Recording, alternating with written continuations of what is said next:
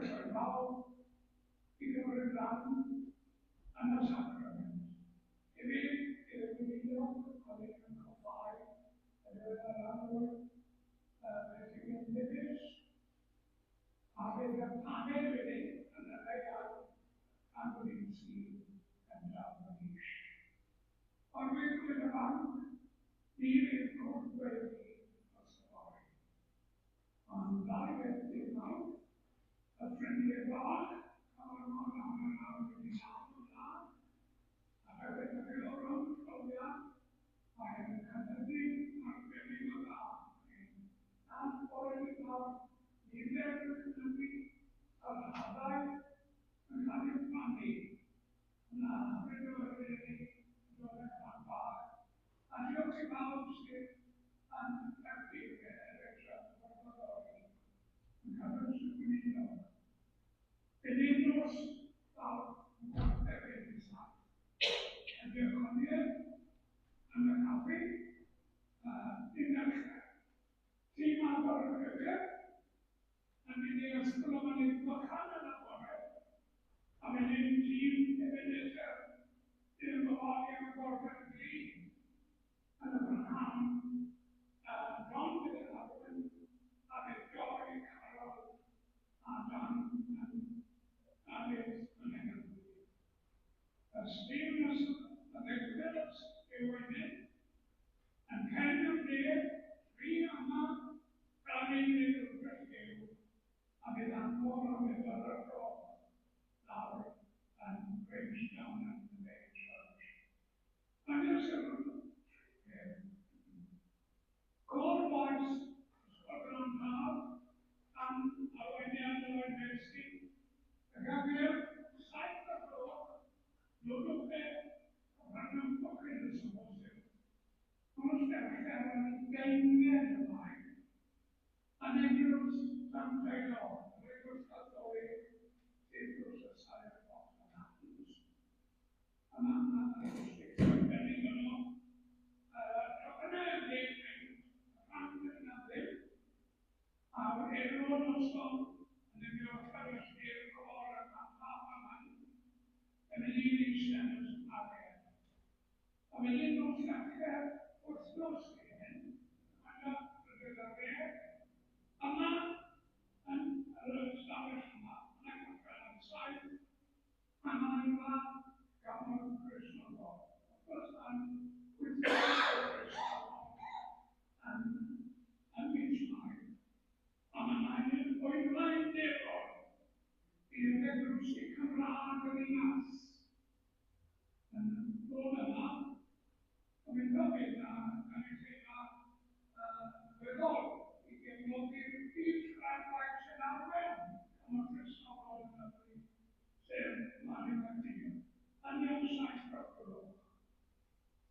A wedyn, yn sy'n cyfgar, Adron yn yr eglwyson, sy'n cyfgar a'r sy'n ei rhodio'n ddwy. Dysy'n rhan goffa goffa, a rhodio'n ddwy yn mynd i'r genedlaeth global, wedyn helpu yn rhaid o chwes a ni'n gallu. A ni'n gwerthfawrogi bob un sy'n cyfrannu, a diolch am hynny i wneud o dalen a'i tir yn y byd. Ond dwi'n siŵr bod nhw'n agor trio.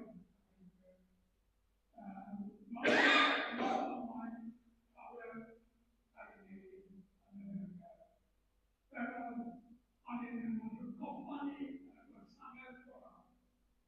I gyd a'r cyfraniad i nwyddiad. A dyna beth yw eglwys annibynnol. Pob un ar ôl a gwerthfawrogi mae pawb yn ei yn ymwneud yn y diwedd ar ynys Ynys Ynys. Diolch yn fawr.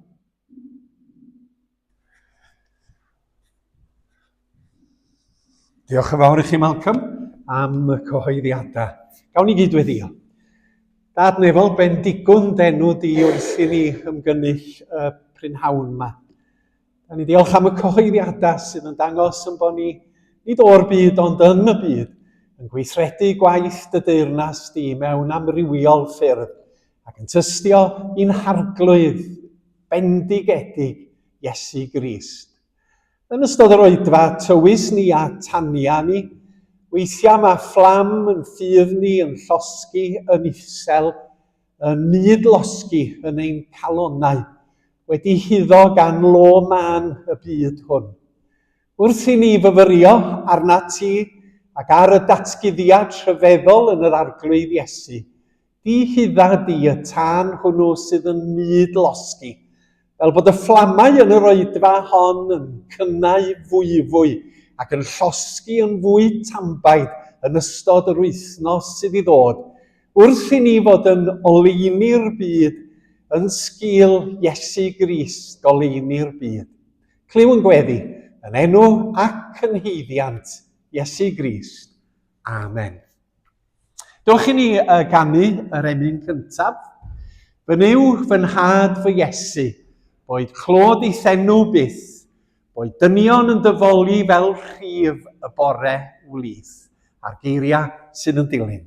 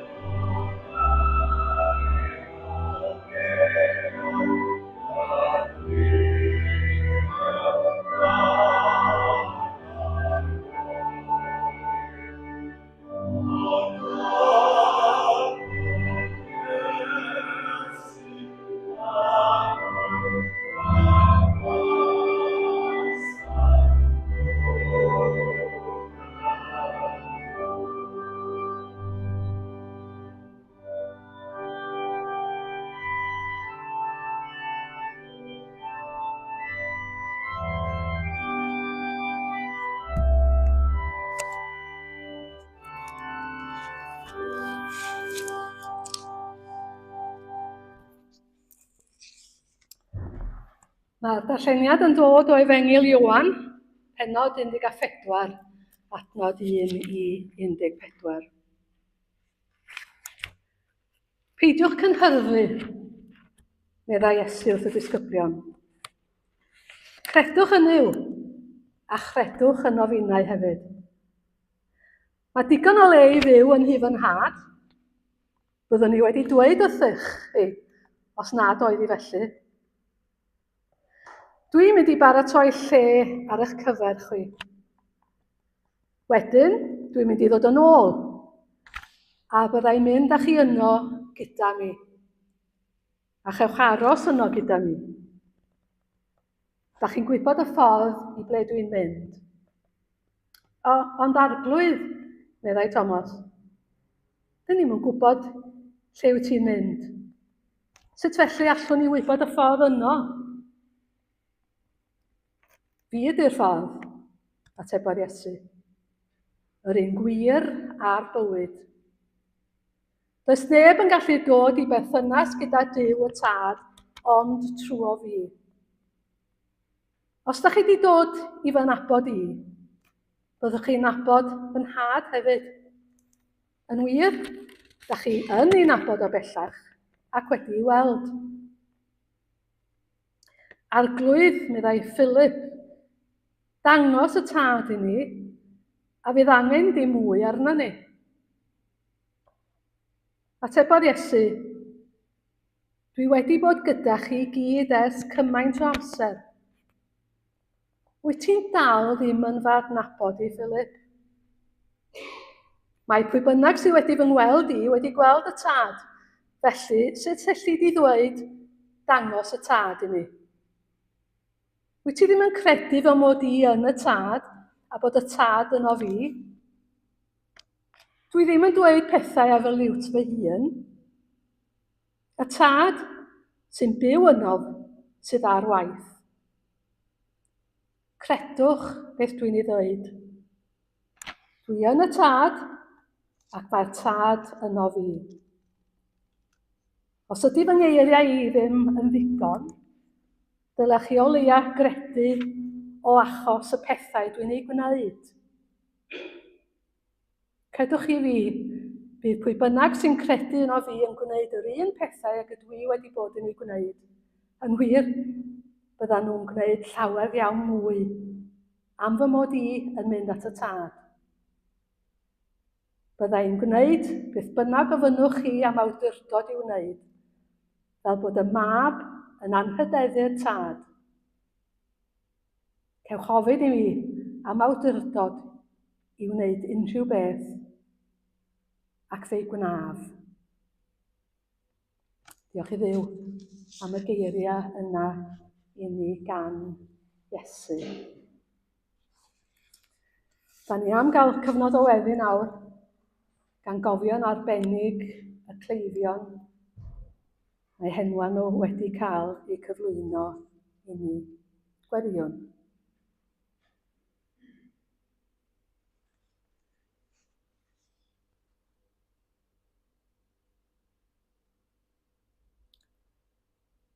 Ti fi gynt yn gwella'r cleifion. Feddyg da, dan ei pla, trigar haw wrth ddynion. Cofia deulu poen o Iesu. Ym mhob loes, golau'r groes arnynt fo'n tywynu. Diolch Arglwydd, bod na gymaint o sôn yn y Testament Newydd am yr Iesu'n iachau pobl, yn eu cyffwrdd, eu cyfleidio, ac yn eu iachau, yn dod â nhw o afiechyd i iechyd, ac yn esmwythau y poenau sydd yn dod i ni yn ein cyrff, yn ein meddyliau, yn ein bywydau.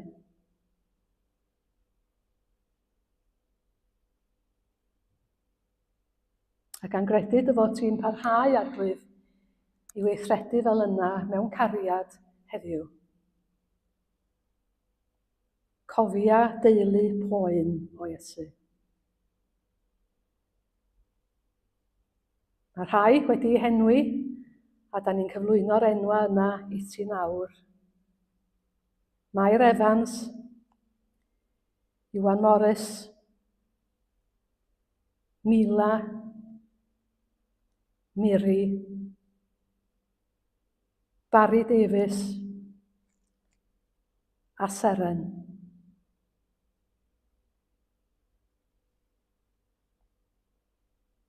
Ym mhob loes arglwydd, bydd di gyda teulu poen ac afiechyd. Ac wrth feddwl am y cleifion arglwydd, da ni'n meddwl am y rhai sydd yn gofalu amdanyn nhw.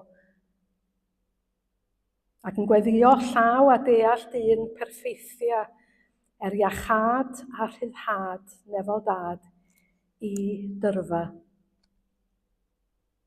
Yr holl feddygon, yr holl arbenigwyr, yr holl nurses, meddygon yn y surgeries lleol. Pob un ohonyn nhw yn gwneud yr hyn allan nhw i leddfu ac i wella. Ti sy'n rhoi'r donia i bobl arglwydd. Da ni'n gofyn ti gyffwrdd a'r gweithwyr yma i gyd, helpu nhw yn y gwaith anodd sydd y dyddiau yma, yn y amgylchiadau da ni'n byw yn nhw. Helpa nhw i barhau gyda'i gwaith, a trwyddyn nhw boed i dy gariad di lifo.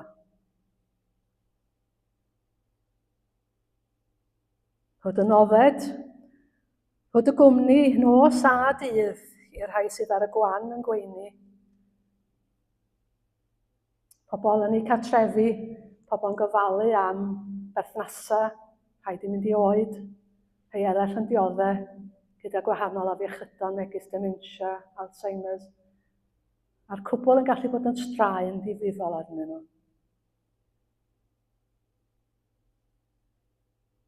Bydd gyda'r gofalwyr hefyd arglwydd. Oedden ni'n clywed oedd wythnos yma am ferch fach a'i am hi'n gofalu amdani hi. A rhywun di dwyn y gadar oedd mor hanfodol iddi hi cael byw bywyd mor normal a phosib. Da ni'n gweddi am ddatrysiad i hynny arglwydd. Ac am i ti fod gyda phawb sydd yn y sefyllfa yna yn gofalu mewn amgylchiadau anodd. Dw gynes drwy ing a phryder deulu poen a ddwyn oen at dyfynwes dyner. Boed hynny'n wir arglwydd nid yn unig yn lleol, ond ar draws y byd. Cynifer o gleifion, cymaint yn dioddau, cymaint angen dy gyffyrddiad di. Clywyn gweddi arglwydd dros y rhain i gyd, yn enw y meddyg da. Amen.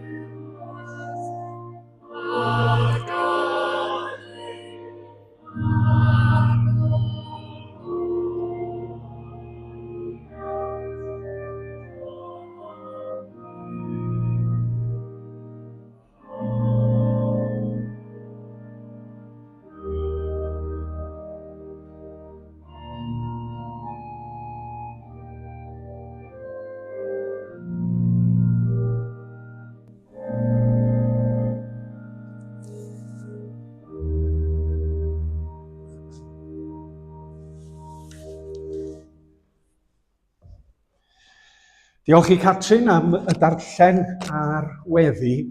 Pob mis mae yna weddi benodol dros y cleifion. Os da chi am i ni weddio dros rhywun, rhowch yr enw yn y bocs gweddio yn y cefn. Swn i'n licio gweld chydig bach mwy o mateb ynglyn â hyn. Mae yna lot o bobl sydd angen yn gweddio ni, a mae rai ni fanteisio ar y cyfle i wneud hynny. Peidiwch bod yn swyl, allwch chi roi ffug enw, os da chi'n eisiau rhoi enw penodol, allwch chi roi un enw. Fydd Duw yn dallt, fydd Duw yn adnabod, mi fydd Duw yn gwybod. Dewch i ni ganu yr emyn nesaf. Afo wnaf i ti fy niw, rodio ni fydd trabwydd byw, meithrin ysbryd diolchgar mwyn, meddwl pyr, heb ddig na chwyn.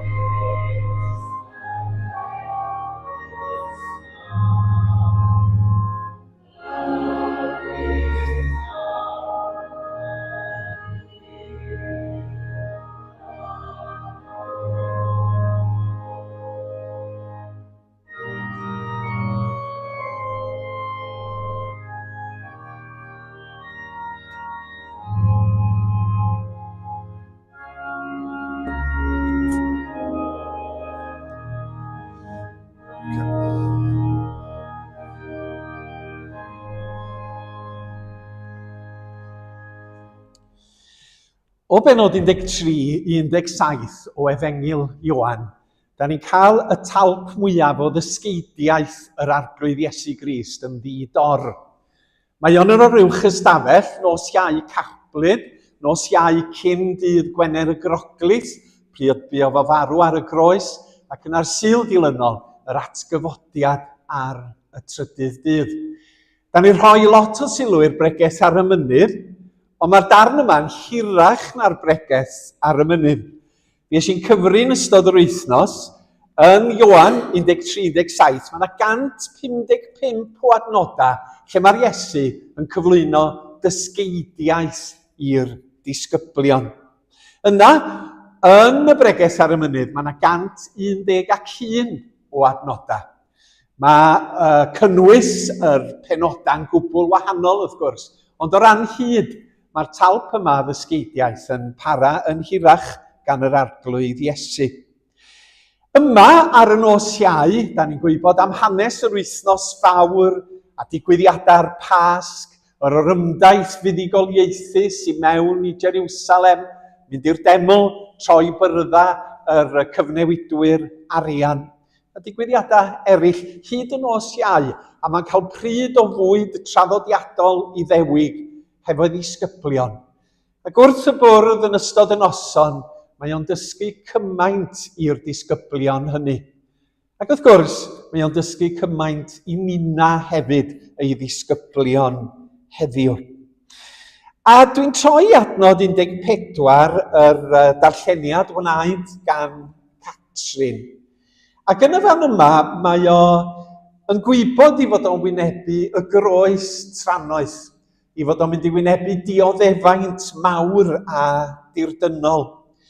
Ac fel y digwyddodd hynny, mi gafodd o i ddienyddio gan y Rhufeiniaid dan arweiniad yr Iddewon. Ond yn adnod 14, o benod 14, mae o yn rhoi gair o gysur i'r disgyblion.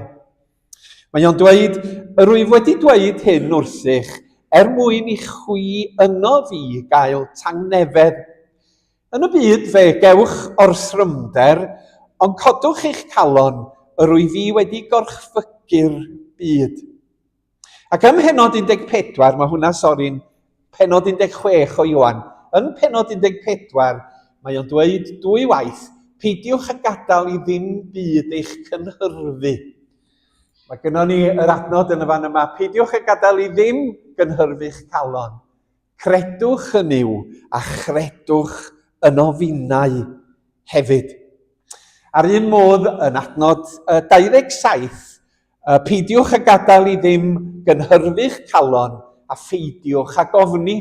Felly wrth siarad wrth i dysgu nhw, mae'n dweud, peidiwch a gadael i bethau eich dychryn chi, peidiwch a gadael i ddigwyddiadau fydd yn dod i'ch rhan, byddwch chi'n dystion iddyn nhw eich cynhyrfu. William Morgan, na thralloder eich calon, credwch yn yw a chredwch yn ofinnau hefyd. Felly, yn yr adran bach yma, Ioan 14 adnod cynta, mae Iesu'n cysuro y disgyblion.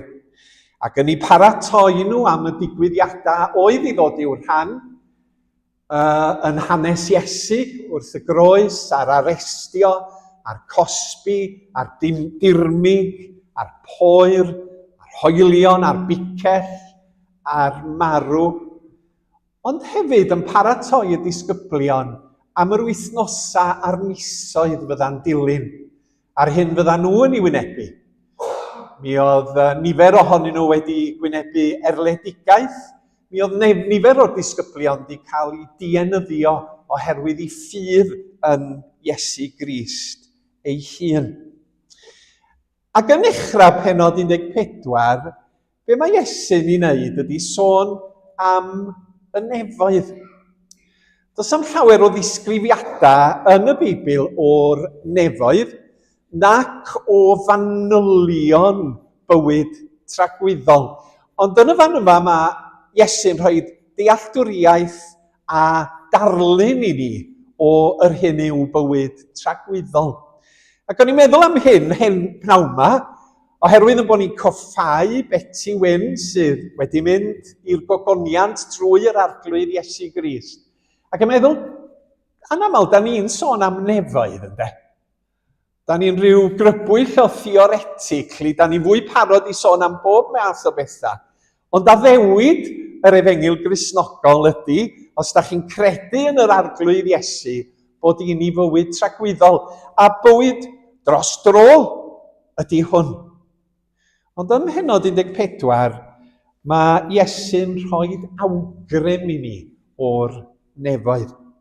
Wan ta mewn oes seciwlar a theistaidd ac anghrediniol, Mae rhaid i ni bwysleisio dysgeidiaeth Iesu am fywyd y tu hwnt i'r bedd. Oherwydd mae llawer o bobl bellach yn cymryd y ddysgeidiaeth gyffredinol nad oes na fywyd ar ôl marwolaeth corfforol. Pa mae hwn, y deml dros dro yma'n darfod, dwi hefyd yn darfod. A does na ddim mwy ar ôl hynny. A mae hon yn ddysgeidiaeth byr gyffredinol erbyn hyn gan bobl a sydd yn cael ei derbyn. Ond yn yr arglwydd Iesu, mae yna rhywbeth pur wahanol yn cael ei gynnig i ni. Ar ôl marwolaeth, mae yna fywyd a mae rhaid ni baratoi yn hunan ar gyfer y bywyd hwnnw. A'r anogaeth bob amser ydy credwch yn Iesu Grist. Oherwydd yn y fan honno y mae sicrwydd ac achubiaeth i ni. Mae Cristnogaeth yn wrth diwylliant modern mewn gymaint o ffyrdd erbyn hyn. A tydan ni ddim yn mynd hefo'r lli. Da ni'n glynu wrth yr arglwydd Iesu a'r ddysgeidiaeth da ni'n ei dderbyn yn y Beibl. Chybodd Iesu'n dweud yn dweud wrth Martha, my fi yw'r atgyfodiad ar bywyd, pwy bynnag sy'n credu yno fi iddo farw, fe fydd byw. Da ni marw yn gorfforol, mae'r bywyd hwn yn darfod, ond drwy Iesu, mae yna fywyd tragwyddol, mae yna nefoedd, mae yna baradwys, beth bynnag ydy'r geiriau da ni yn ei defnyddio. Ond sut le ydy bywyd tragwyddol? Dwi wedi clywed pobl yn dweud, fedrai'n meddwl am ei byd fwy boring, na canu telynna, a bod mewn côr a jyst eistedd o gwmpas yn gwneud dim byd. Ond be mae Iesu'n ei wneud yn Ioan 14 ydy rhoi awgrymiadau i ni. Yn hyf yn had, y mae llawer o drigfannau, a phe amgen mi ddywedaswn i chwi. Rwy fi yn mynd i baratoi lle chwi, neu Beibl.net, mae digon o le i fyw yn hyf yn had. Byddwn ni wedi dweud wrtho chi, os oedd hi fel arall, dwi'n mynd i baratoi lle ar eich cyfer chi. Ac felly mae'r ddelwedd o nefoedd ac y bywyd tragwyddol fel cartref. Fel cartref. Da ni'n meddwl am y mab Afradlon, y dameg yn y fan honno. Mae o yn gadael cartref ac yn ffoi, a mae o'n ddigartref am gyfnod yn dydy. A mae'r ysbryd yn cyffwrdd i galon o, a mae'n dweud, be dwi'n neud y fama yn bita cibau'r moch? Mi ai gartref i dyf yn had, a cyffesu mod i wedi gwneud pethau o'i le. Ac yna mae'r tad yn ei groesawu fo yn gynnes yn ôl ato fo, ac yn ôl i'w gartref. Yn hyf yn had, y mae llawer o stafelloedd, llawer o drigfannau. A mae ddarlun hyfryd, mae o'n ddarlun sydd yn cyfleu y fan da ni'n fod. Da ni'n meddwl am yn cartrefi fel llefydd lle da ni'n gallu bod yn ni yn hunan, bod yn ddiogel, bod yn fodlon, bod yn pethau ni o gwmpas, bod ni'n saff. Da chi'n gwybod, mae cartref yn rhywbeth arbennig iawn i ni. Os nad ydy person wedi cael cartref a chartref diogel, meddwl pobl digartrefedd, mae pobl felly'n cael traffarth i setlo, yn cael traffarth i ymddiried mewn pobl, oherwydd nad ydyn nhw rioed wedi cael cartref braf a hapus iddyn nhw fyw ynddo fo. Ac yn ddiddorol, os da chi'n mynd yr holl ffordd nôl i lyfr Genesis, ac addag Efa yn llyfr Genesis, da chi'n sylwi yn fuan bod nhw'n gorfod gadael eu cartref. Eden paradwys oedd eu cartref nhw de. Ac yna yn Genesis 3, da ni'n cael hyn. Am hynny, anfonodd yr arglwydd Dduw ef allan o ardd Eden. Oedd addag Efa wedi dewis cefnu ar ddiw a dilyn i meddyliau a'i doethineb ei hunan. Ac felly dyma Duw yn dweud, ewch o'ch cartre, ewch allan. O'n i wedi rhoi gorchymyn i chi, da chi wedi torri'r gorchymyn. A da chi'n cael darlun bod nhw wedyn yn ddi-gartref yn dydach. Dyn nhw ddim yn y fan lle oedden nhw mewn paradwys, yn ddiogel, yn dangnefeddus, yn llawen. Oedden nhw wedi colli eu cartref ym mynwes Duw oherwydd i anifydod. Mae cartref yn sbesial. O'n i'n sôn bore yma am y diwydiant llechi yn ardal Felinheli, Port Dynolic, os da chi'n gwybod lle mae'r Felinheli. Ac mae creithiau'r diwydiant dal yn yr ardal. A mae yna 2 blasty mawr yn ardal Bangor. Penrhyn, oedd wedi gwneud ei ffortiwn o chwarel Bethesda yn benodol. Ac yna, yr ochr arall, mae ganddo chi blasty y Ddeunol, lle oedd Bryn Terfel yn arfer canu bob haf, tan i'r hen law na ddinistrio gwyl y Ddeunol. Yn y 14th ganrif ar 15, dyma teulu y Ddeunol, oedden nhw wedi gwneud y ffortiwn o chwareli dinorwig yn gwerthu llechi a bob math o fentrau eraill. Yr Ashton Williams ac Ashton Smith oedd enw'r teuluoedd. A dyma nhw'n penderfynu, wel mae gennym ni stad a tiroedd hyfryd. Da ni'n mynd i adeiladu wal o amgylch yn plasty a'n tir. A mae'r wal o amgylch y Ddeunol yn 7 milltir o hyd. Oedden nhw eisiau cadw'r werin datws allan o'i tiroedd nhw, rhag ofn iddyn nhw ddwy'n ambell i ffesant a balli. 7 milltir o hyd.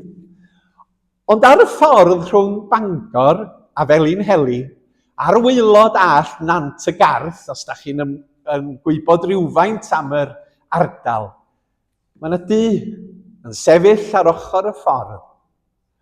A mae wal y Ddeunol wedi gorfod cael ei hadeiladu o amgylch y tir a'r tŷ. A mae reit ddoniol i weld o'n fanno. Mi safodd rhywun yn erbyn arglwydd y plas a dweud, da chi ddim yn cael yn tir ni. Da chi ddim yn cael yr adeilad yma oherwydd hwn ydy'n cartref ni. A mae siŵr bod y teulu a'r perchnogion bod nhw wedi cael cynnig arian mawr. Ond fel mae'r hen gân yn dweud, does unman yn debyg i gartref. A mae'r tŷ yn dal i sefyll a'r wal wedi adeiladu yn sgwâr o amgylch y tŷ. Yn cartref ni ydy gyda Duw. Yn cartref ni ydy ymhresenoldeb Duw. A mae'r Iesu'n dweud rhywbeth arwyddocaol arall yn adnod 2 a 3. Yn hif yn had y mae llawer o drigfannau, pe na byddai felly, a fyddwn ni wedi dweud wrthych fy mod i'n baratoi lle i chwi. Ac os saf a paratoi lle chwi, fydd o fy nôl a'ch cymryd chwi ataf fy hun, mwyn i chwythau fod lle rwy fi. Dyma'r 2 beth. Fi a fi baratoi lle i chwi, ti fy nhad. Da ni wedi deall hyn. A'i mynd i'r nefoedd oedd yr Iesu i osod gwlau ar yn cyfer ni. A'i mynd oedd yr Iesu i dŷ ei dad i osod byrddau ar yn cyfer ni. Chwilio swper ar gyfer y bobl fydda'n dod. Rwy fi yn mynd i baratoi lle chwi.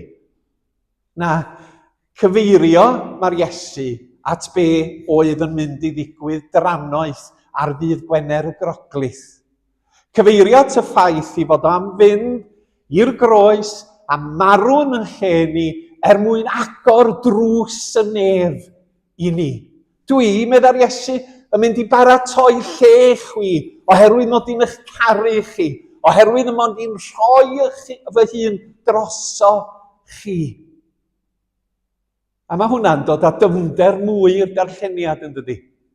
Oedd o'n gwybod be oedd yn mynd i ddigwydd, a dyma fo'n deud wrth y disgyblion, peidiwch â phoeni. Mi fyddwch chi'n saff ac yn ddiogel am byth bythoedd. Pam? Oherwydd dwi fori yn mynd i baratoi lle i chwi. Mae drws agored trwyddo ef i mewn i'r nef i ni. Nes ymlaen, mae Iesu yn y benod yn dweud, mae fi yw'r ffordd, y gwirionedd a'r bywyd. Fel y canodd Ben Davies, mi wyla'r ffordd yn awr o lygredd mawr y byd, i fywio loes y nefol hedd am gwedd yn lan i gyd. Y ffordd yw Crist a'i ddawn, a'r iawn a'r galfari. Mae drws agored drwyddo ef i mewn i'r nef i ni. Dyna'r peth cyntaf, yn ail i gloi yn sydyn. Un o'n nodweddion pennaf yn cartref tragwyddol ni ydy fod Iesu Grist yno. Chi gwrando'r eiria fo, ac os paratof le chwi, feddof yn ôl a'ch cymryd chwi ataf fy hun, mwyn i chwi fod lle rwy fi, mwyn i chwithau fod lle rwy fi. Mae hynny'n golygu fod yn cartref tragwyddol trwy yr Iesu, yn lle da ni ym mhresenoldeb yr Iesu. A mae presenoldeb yr Iesu yn golygu cariad di-lyfethair. Mae presenoldeb yr Iesu yn golygu gogoniant a dedwyddwch. Mae drws agored trwyddo ef i mewn i'r nef i ni.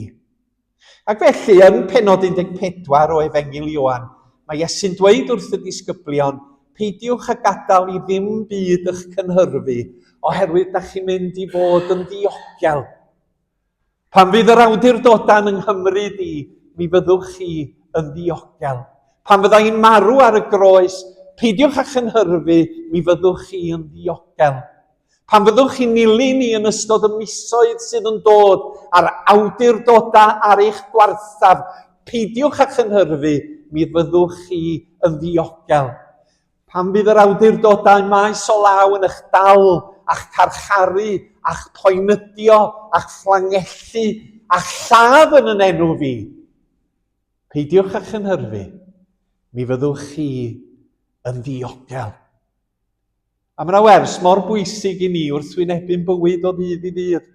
Wrth wynebu y gymdeithas yma, peidiwch a gadael i bethach cynhyrfu chi'ch i'r fath radda, fel eich bod chi'n colli pen rheswm.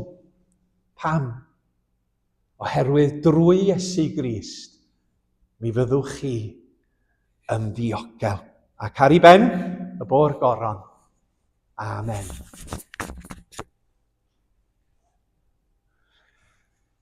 Dewch i ni ganu caned nef a deiar lawr, fe gaid ffynon i olchi pechaduriaid mawr yn glau'r wynion a'r geiriau sydd yn dilyn.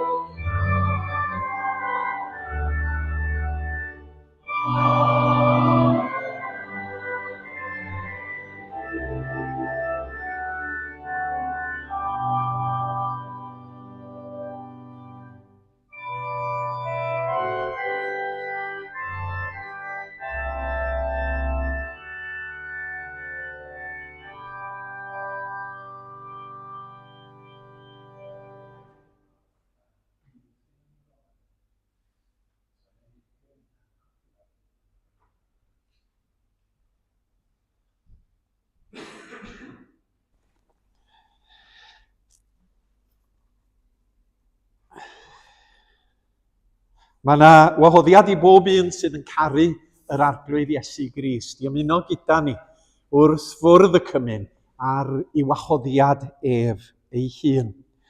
Ac wrth i ni wneud hynny, da ni'n cofio am y rhai hynny sydd wedi bod yn anhwylus ac yn brofedigaethus yn ymplith ni yn ystod y mis sydd wedi mynd heibio. A da ni'n cofio yn anwyl iawn at Delor a Tom Wedlick, fel i Delor bythefnos yn ôl. Oedd hi'n siaradus iawn, ond yn bryderus am Tom yn y cartref gofal yn cyffiniau Tre Delerch. Hefyd, fi eisiau gweld Mair Evans Dinas Powys, a mae Mair bellach mewn cartref yn cael gofal yn y fan honno, a'i sefyllfa'n byr fregus. A da ni'n cydymdeimlo hefo'r teulu yn ei gofal drosti hi, a'r pryder sydd yn dod o ofalu am aelodau oedrannus o'n teuluoedd ni. Nes i daro heibio Megan Griffiths hefyd, ac oedd hwyliau da ar Megan yn Cincoed, ond mae'n ansicr i cherddediad, ond yn cofio ata chi i gyd, mi oedd hi'n meddwl hi yn finiog ac yn glir, a mae'n gobeithio gallu ymuno hefo ni yn fuan yn ystod yr wythnosau nesaf. Nes i daro heibio Iwan Morris yn Machen, a mae cof Iwan yn dirywio, ond oedd o'n ymwybodol be o'n i'n ddeud, ond fel da chi'n gwybod, Iwan ers talwm ddim yn gallu mynegu feddyliau hun yn hwylus iawn. Ond ar ni gael cyfle, oedd o'n cofio am rei ohonoch chi wrth i ni siarad, a yn cofio am draws fynydd wrth gwrs. A nath o ddyfynnu'r englyn, traws fynydd tros i feini i mi, ond i ond yn cofio'r llinell gynta mwyn i bromptio fo. Ond da chi bod, mae o'n dirywio, ond da ni yn meddwl am dano fo.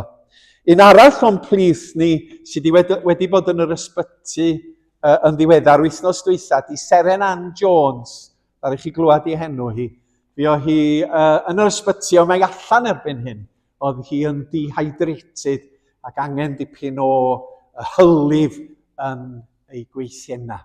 Felly, da ni'n cofio yn anwyl iawn at bob un o'r bobl hynny. Mae teulu Betty Wyn Davies yn ymddiheuro nad ydyn nhw wedi gallu dod yma, ond mi oedd hi'n anodd iawn trefnu dyddiad pryd oedd Helen a Paul yn gallu dod i ni goffau. Fi farw Betty yn mis Chwefror, wedyn o'n i'n meddwl i bod ti'n bryd i ni ddeud gair, i ddiolch i'r arglwydd amdani hi. A dwi'n credu bod hyn yn bwysig o fewn i'r eglwys, lle da ni yn gwerthfawrogi cyfeillgarwch a cyfraniad yn gilydd i'r eglwys. Ac wrth fwrdd y cymun, mae yna gyfle bach i ni wneud hynny, a diolch i'r arglwydd am fywydau ein gilydd. Cliwch eiriau ein harglwydd Iesu.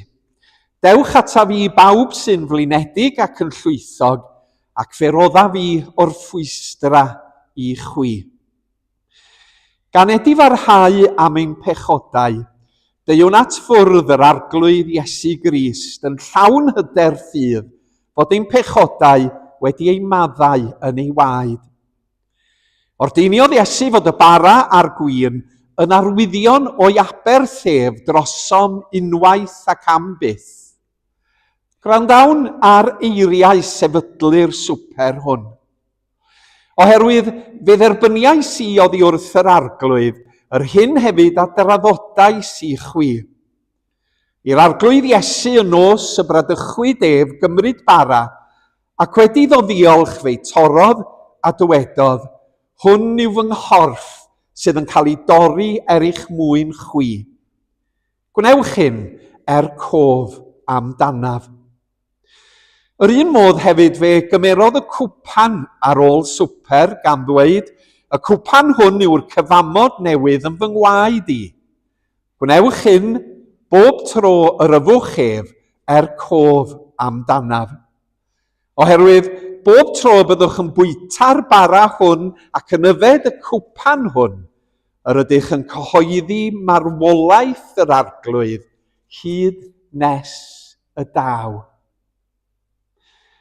Deiwn felly yn llawen a gostyngedig, gyda meddyliau agored gan fod holl gyfrinachau ein calonnau yn hysbys i Dduw. Deiwn yn waglaw gan bwyso'n unig ar aberth Crist. Deiwn mewn ffydd at ein gwaredwr, oherwydd yn ddoef tosturiodd wrthym ni gan ei draddodi drosom ni.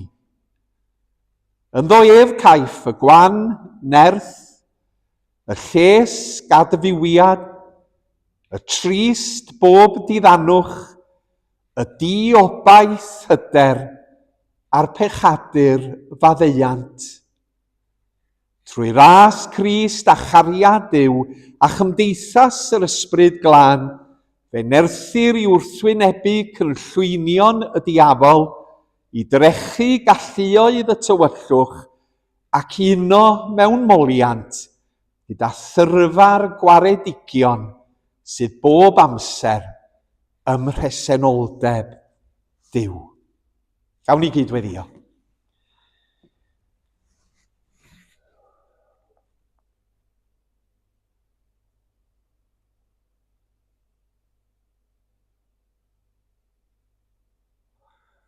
O Dduw ein tad a thad yr arglwydd Iesu, dyma ni yn nesau ata ti wrth fwrdd y cymyn.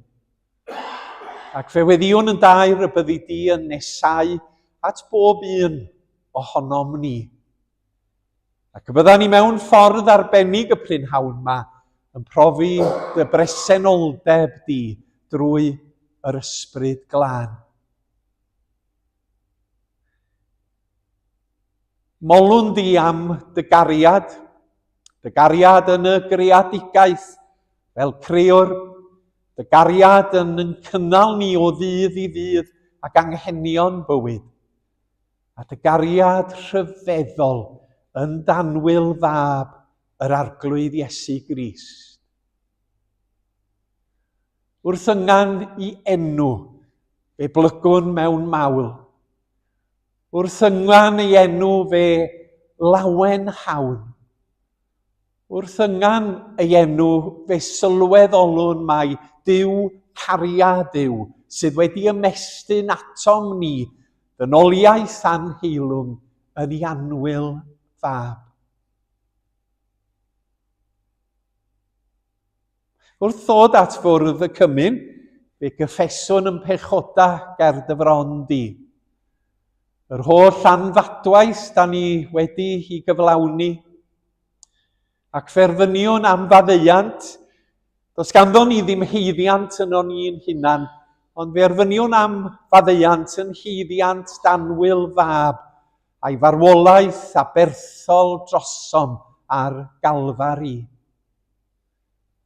Maddai ni dadnefol yn bod ni'n gallu siarad yn anoeth, yn fyrbwyll ac yn flin, a dweud pethau na ddylan ni fod yn ni dweud fel pobl Iesu Grist.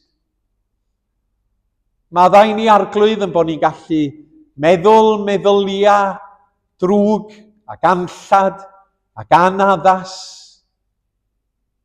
Na ddylia ni fod yn ni meddwl fel Cristnogion. Maddai'n bod ni yn gallu gwneud gweithredoedd sydd yn gas ac yn hunanol ac sydd yn ddi-feddwl.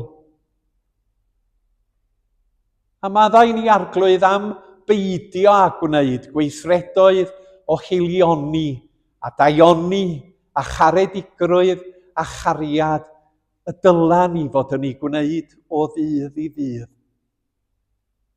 Fe gyffeswn gan ofyn am faddeuant drwy'r unwedd aberth yr arglwydd Iesu Grist, ac wrth i ni gyffesu, fe ofynnwn y byddi di yn sancteiddio ni, ac yn gwneud ni yn fwy tebyg i'r arglwydd ei hun, o na bawn yn fwy tebyg i Iesu Grist yn byw, Llwyr gysegru mywyd i wasanaethu Duw. Nid er ei fwyn ei hunan y daeth i lawr o'r nef, ei roi ei hun yn aberth dros eraill wnaeth fe. Angweddi ydy, o na bawni fel fe. Drwy waith yr ysbryd, drwy y gair, drwy gymdeithas yn cyd-Gristnogion, gwna ni gam wrth gam yn fwy tebyg i'n gwaredwr Iesu Grist. Fe gyflwynwn ni ti yr rhai a enwyd cyn y weddi hon. Fe wyddos ti am amgylchiadau a sefyllfa bob un ohonyn nhw, ac fe wyddos ti am amgylchiadau pob un sydd yn dioddef o fewn ein cymdeithas leol ni ac ar hyd a lled y byd. Iachar glwyf, gwarchod, diogela a deled dy deyrnas i'n plith. Ac yn awr dadnefol fe, neilltuwn y bara hwn i fod yn ffydd ni yn gorff yr arglwydd Iesu a drychiwyd trosom. A'r gwyn hwn, i'n ffydd ni yn waed yr arglwydd Iesu a dywelltwyd ein mwyn. Yn enw ac yn haeddiant Iesu Grist. Amen. Mewn i fuddod i'r arglwydd Iesu ac i gofio amdano y gwnawn ni hyn. Oherwydd bu'r arglwydd Iesu yn os y bradychwyd ef gymryd bara, ac wedi ddod ddiolch fe a'i torodd ac a'i rhoddodd iddynt gan ddweud, cymerwch, bwytewch, hwn yw fy nghorff a dorri'r trosoch, gwnewch hyn i gofio amdanaf.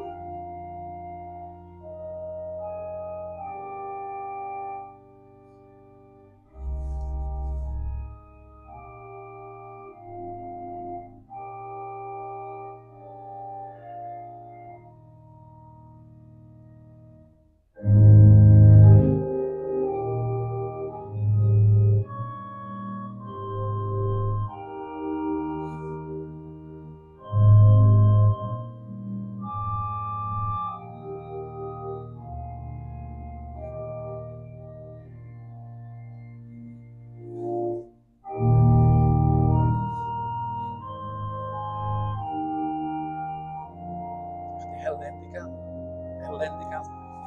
Diolch.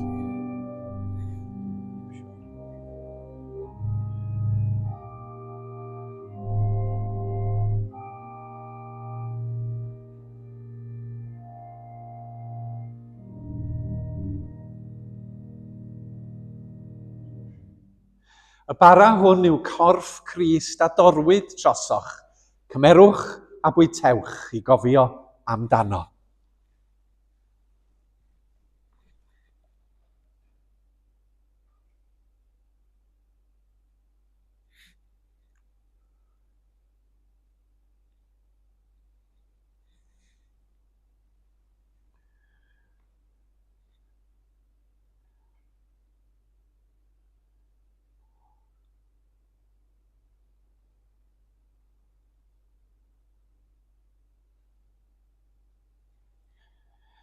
Yr un modd hefyd fe gymerodd y cwpan ar ôl swper, gan ddweud y cwpan hwn yw'r cyfamod newydd yn fy ngwaed i.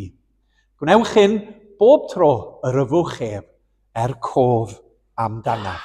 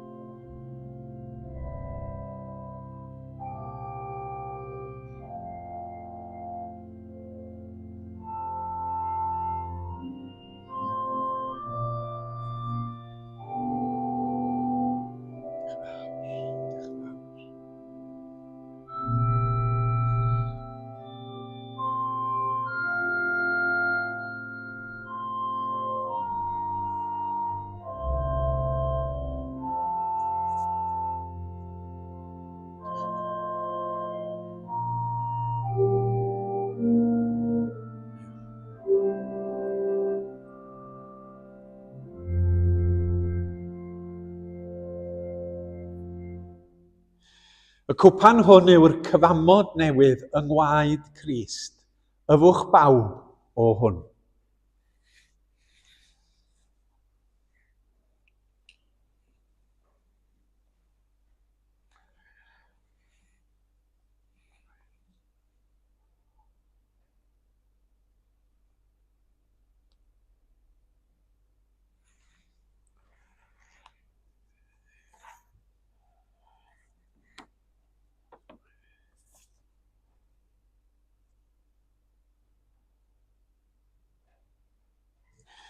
Fe fyddwn ni'n canu emyn arall yn y munud, ond ar ôl coffau Betty Wyn, a dwi'n symud ymlaen i ddweud gair bach amdani hi.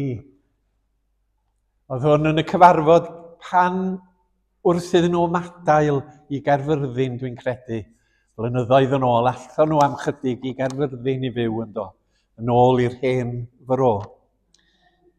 Pryd ti di? O, wela i.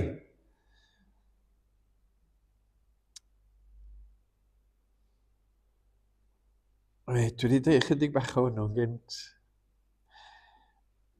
Fel eglwys, da ni yn cydymdeimlo'n ddwys hefo Helen a Paul, y plant, y Hugh a Kim, a'r wirion a'r wiresa, a'r teulu estynedig yn eu profedigaeth. Mi oedd Betty a Denzil yn ran allweddol o fywyd Ebenezer am ddegawdau ac yn ffrindiau da i bawb ohona ni.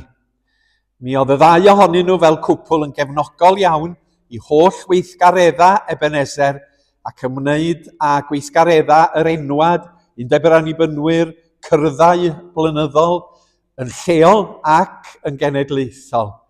Ac yma gyda cwrdd chwarter cyfundeb Dwyrain Morgannwg. Ac wrth i ni feddwl a chofio am Betty, da ni'n cofio hi fel cymeriad cynnes a hwyliog iawn. Oedd hefo chwerthiniad parod wrth iddi siarad a'n amrywiol bethau. Mi oedd hi yn bersonoliaeth hael a charedig a yn gymdeithasol. Hoff iawn o gymdeithasu hefo pobl. Oedd ganddi ddiddordeb gwirioneddol mewn pobl ac mi oedd hi chwmni'n cyfoethogi bywydau pobl eraill. A fyddai ni chofio hi yna lot o sport a chwerthin wrth fod hefo hi.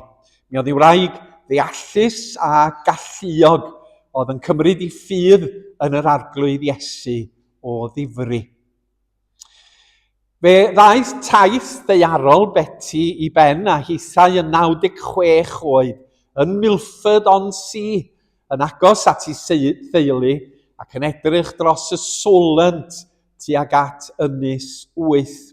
Ac fe fi hi wrth gwrs yn weddw ers marwolaeth Denzil bron i 5 mlynedd yn ôl erbyn hyn. Mi oedd hi'n wraig, yn fam yng nghyfraith, yn fy ngi, yn hen fy ngi, hynod annwyl.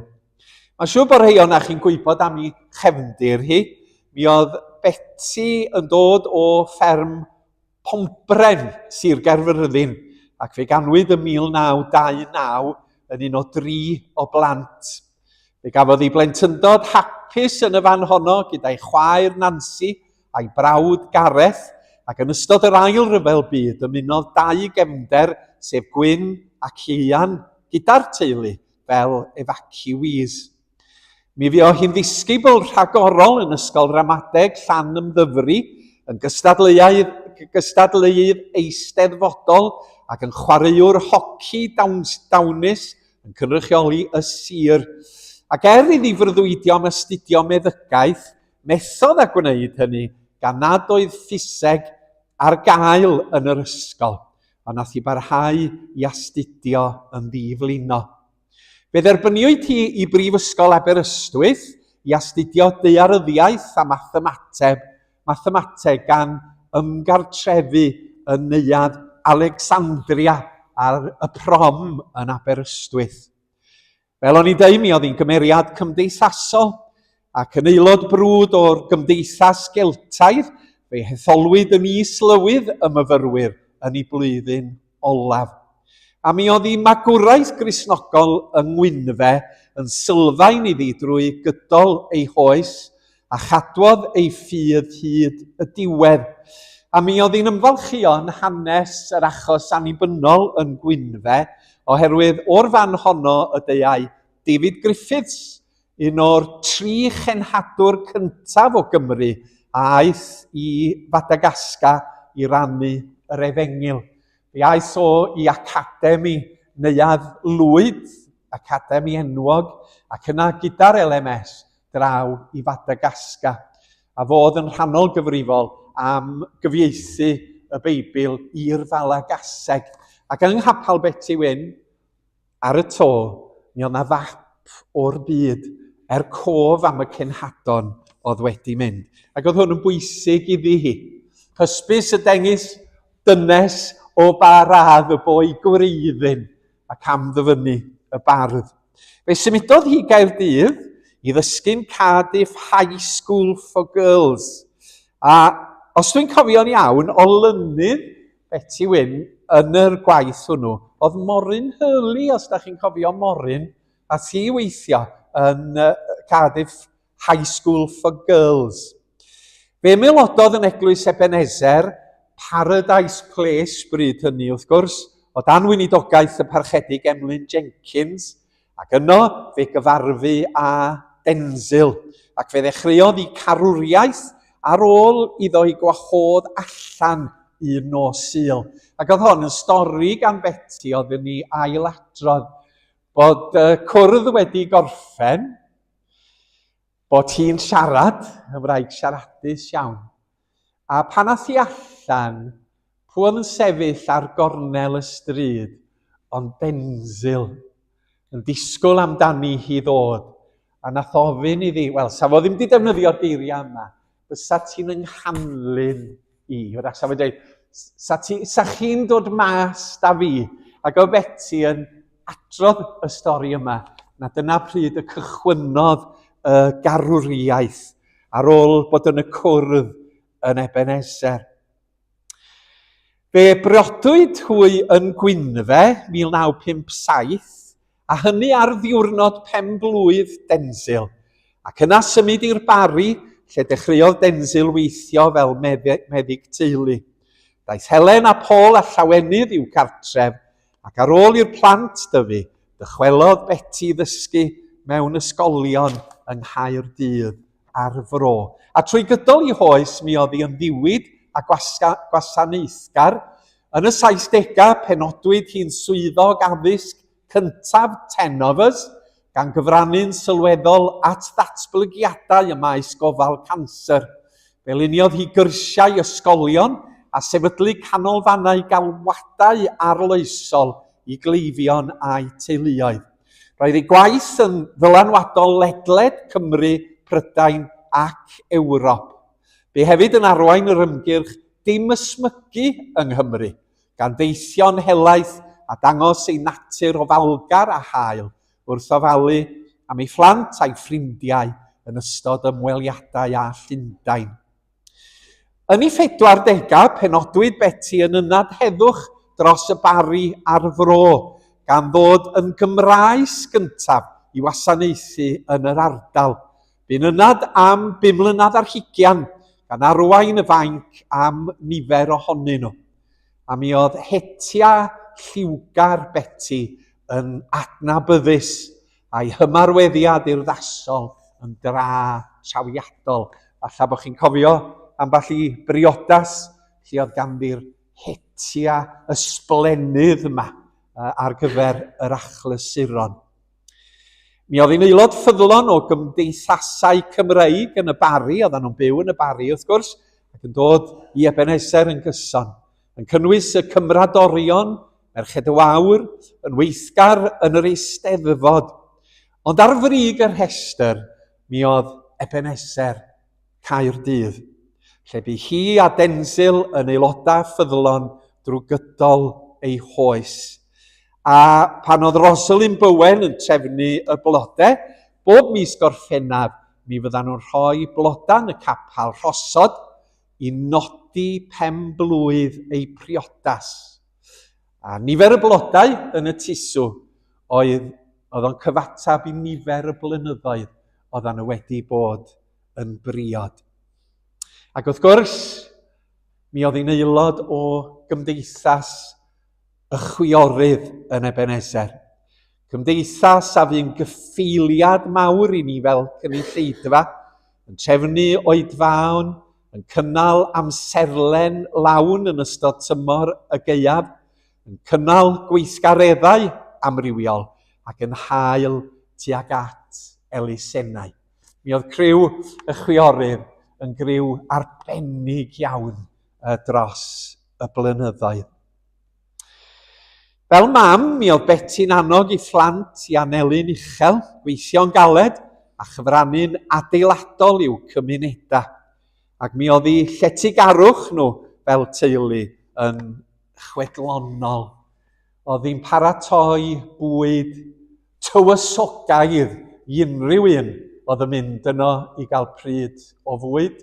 A'r math o beth oeddech chi ddim yn cael un pwdin, oeddech chi'n cael 3 neu 4 pwdin amrywiol ar ddiwedd pryd o fwyd. Buon nhw am gyfnod yn byw yn ôl yng Nghaerfyrddin, lle buon nhw'n aelodau ffyddlon o'r priordy cyn dychwelyd i Ebenezer a gwneud i cartref y tro hwn ym Mhenarth. A bellach mae'r ddau, Denzil a Betty Wyn wedi gorffen y daith ddaearol ac yn gadael bwlch ar ei hôl. Roeddan nhw'n un o bobl arbennig Ebenezer yn Gristnogion diflino ac mae'n coffa'n aros yn dda ymhlith pawb oedd yn ei hadnabod. A da ni'n diolch i Dduw amdani, a da ni'n diolch am gael ei hadnabod. A diolchwn yn bod ni'n gallu gwneud hyn yn sŵn yr atgyfodiad a'r geiriau yn hydd fy nhad, y mae llawer o drigfannau. Rwy fi yn mynd i baratoi lle i chwi. Yng ngoleuni atgyfodiad yr arglwydd Iesu, a'r ffaith fod Iesu wedi concro marwolaeth, a fod bywyd tragwyddol i bob un sydd yn ymddiried ynddo. Diolch i'r arglwydd amdani, ac fel arwydd o'n parch a'n diolch, gai ofyn i chi fel cynulleidfa i sefyll ar eich traed ac i offrymu gweddi bach o ddiolch amdani.